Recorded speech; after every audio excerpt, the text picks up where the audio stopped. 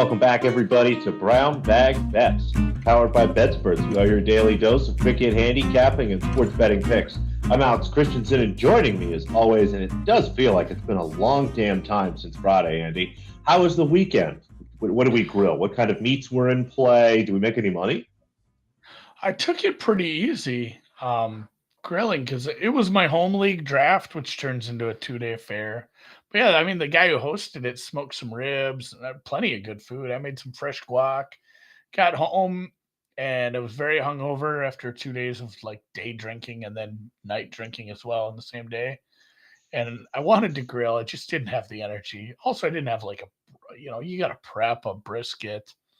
The kids did not request brisket, they requested burnt ends, which means you have to cook a brisket Ooh, first and then cube part of it and then make I'm like, "Well, that ain't happening." I So like your kids. I That's a s I good went to the choice. goddamn grocery store, bought chicken legs. Said, "You know what kids love? The kids love chicken legs." I got a fun new barbecue sauce. I brined them for a while and just cooked chicken legs, had some corn on the cob, potato salad, took it Love nice and Cobb's easy. corn. But yeah, feeling better now. Yesterday I was not feeling so hot after drinking like I was a younger man for a good chunk of the day with sporadic gummies mixed in. So it was a long day, just Vegas prep because we will both be out in Vegas. I think we're going to try to do this show from Vegas on Friday, multiple BetSpert shows from Vegas.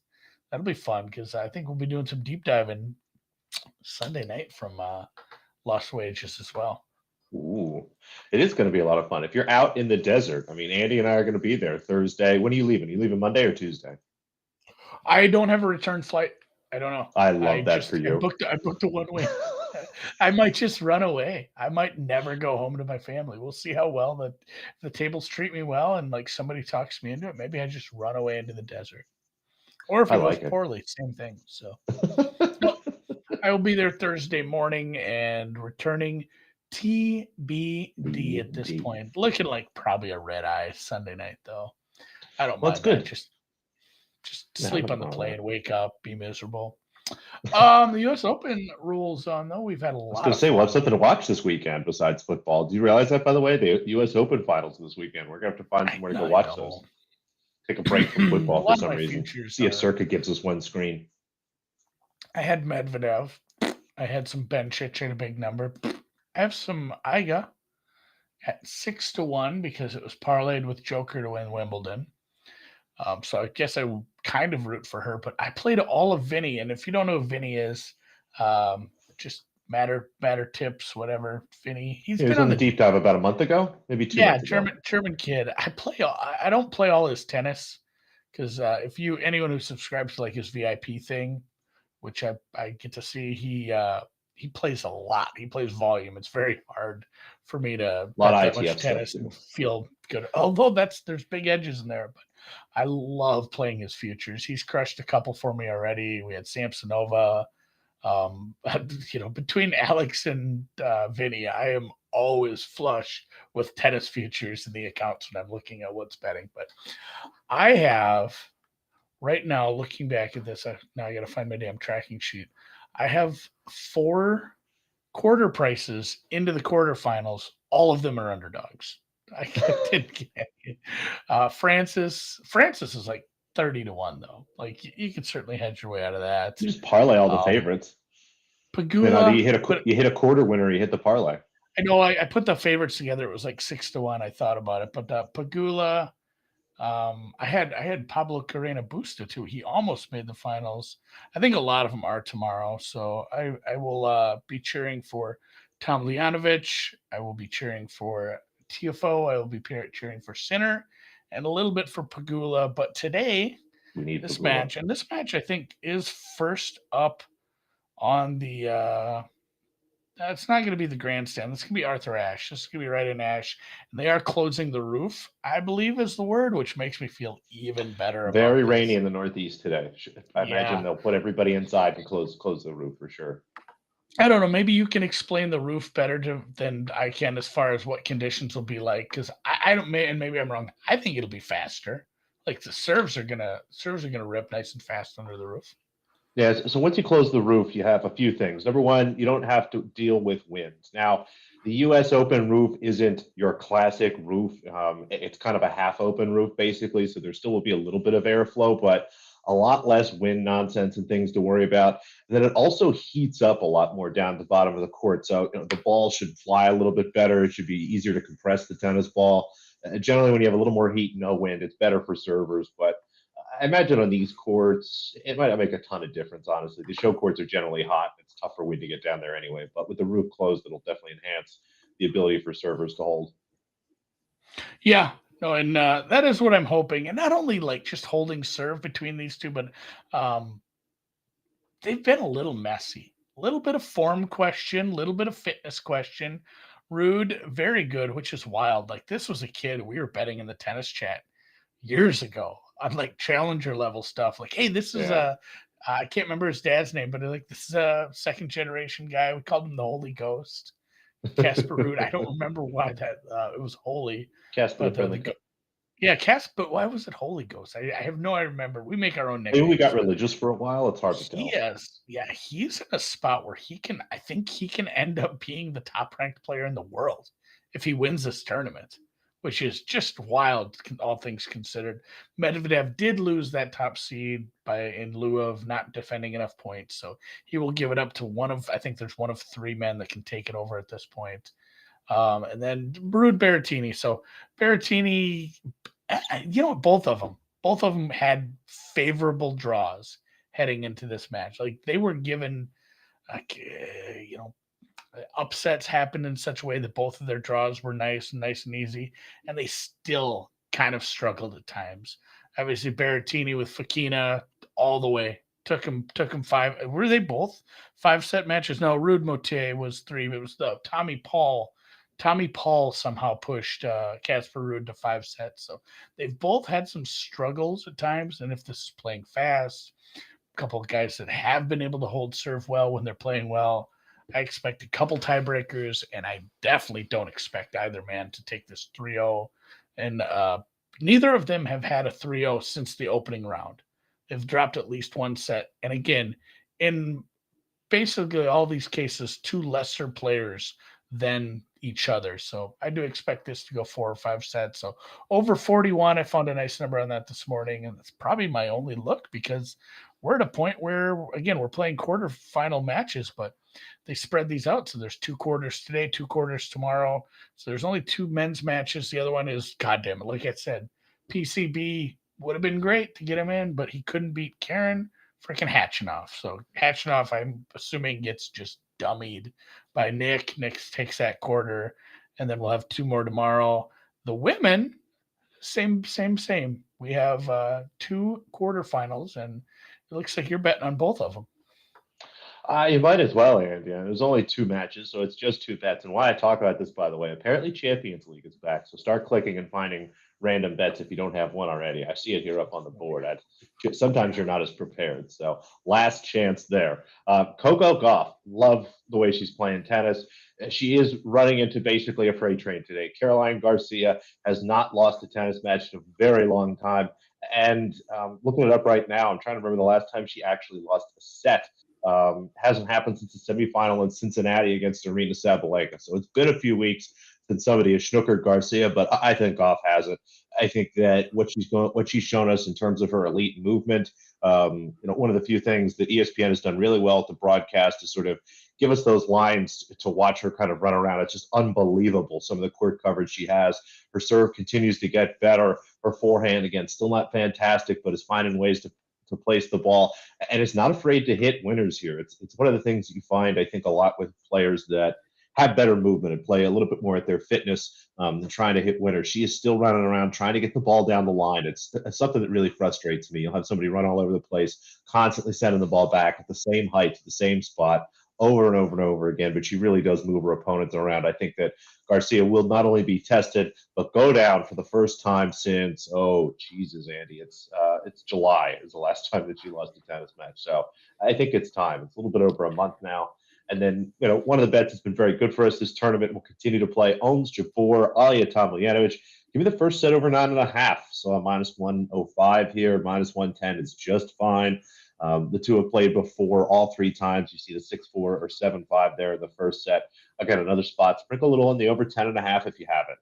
That's always a fun bet in the WTA. It's a ton of 7-5s. And again, this just looks like we're going to get to 4-4 here pretty comfortably. Maybe somebody will take a break and have to push back a little bit, but I think this will actually have a feel of a little bit of ATP match, Andy, where we have four pretty simple serves and holds for each woman here. And then, once we get to the fifth game, it's all gravy from there. So give me Coco. That will be up. That'll be the night match in Arthur Ashe, 7 o'clock. And then Holmes Jabeur, Alia Tomljanovic, first set over. That will be the second match of the day. Actually, everybody's playing on Ashe today. So they did. They moved everybody inside. Golf will be the third of the fourth match. Nick Kyrgios gets the night match. Yeah, and shop around. You should be able to find a Corey price above even money. Like there's plenty of 105s out there. There are places that open that at plus 120, which was something. So yeah, a couple smart people I know are giving us the Garcia fade, and I'll jump on that bandwagon. I'm fine with that. You know how I live, especially with only four real matches. Granted, and I was curious if you were going to be betting Bari or not. There's a 125K maybe tomorrow. I've looked at it every day, and not a single names, thing has stuck out to me. Yeah, there was names. They're playing clay. I'm all out of sorts. I've had a few bets that I almost made, but every single time I stayed away from it. It turned out to be a good thing. So maybe, but probably not.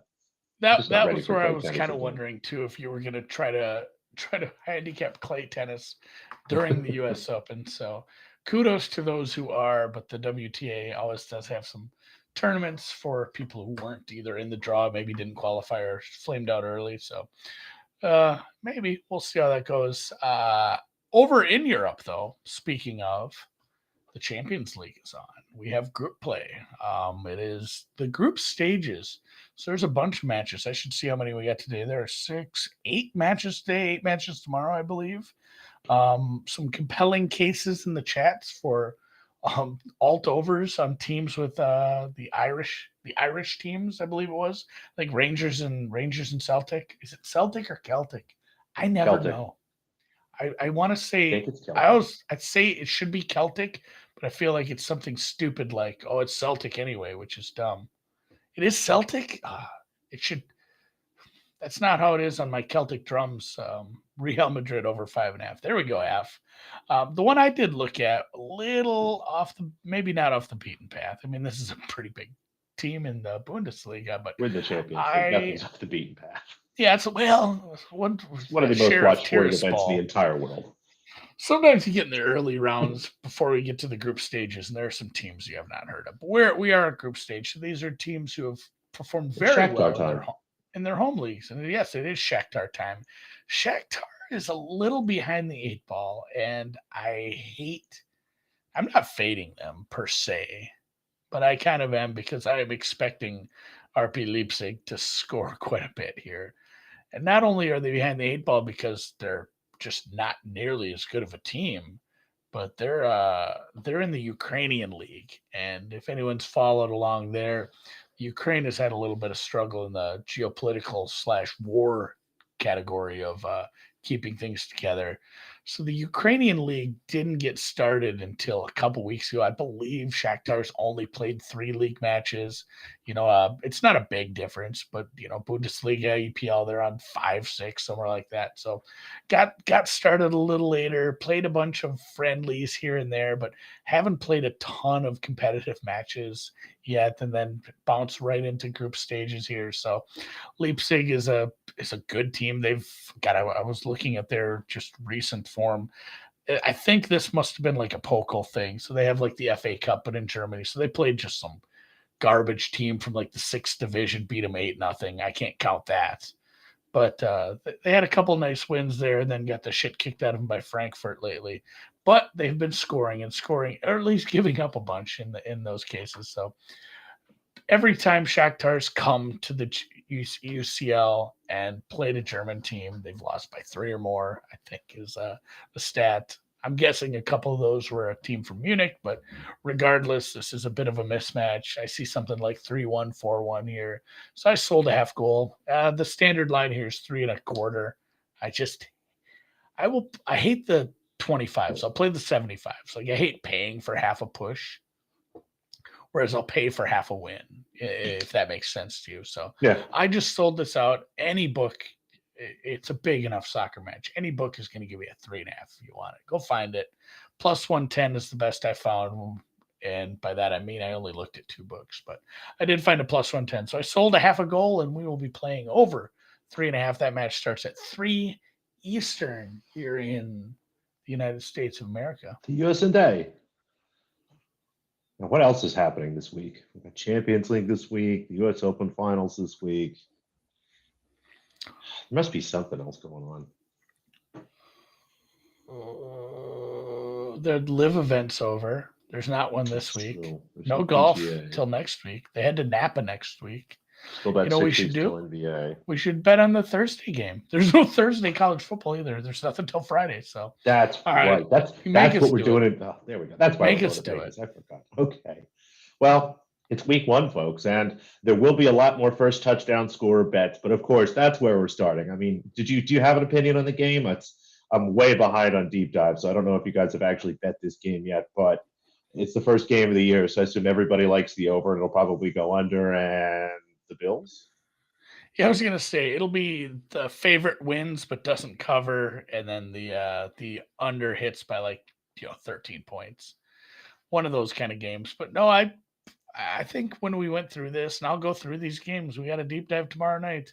I will we'll touch on this one right away, and we'll obviously be doing a halftime show. I think Drew might be at the game, so that could be one of those weird halftime shows. But no, I'm pretty much on the hey, this is a fair line kind of thing.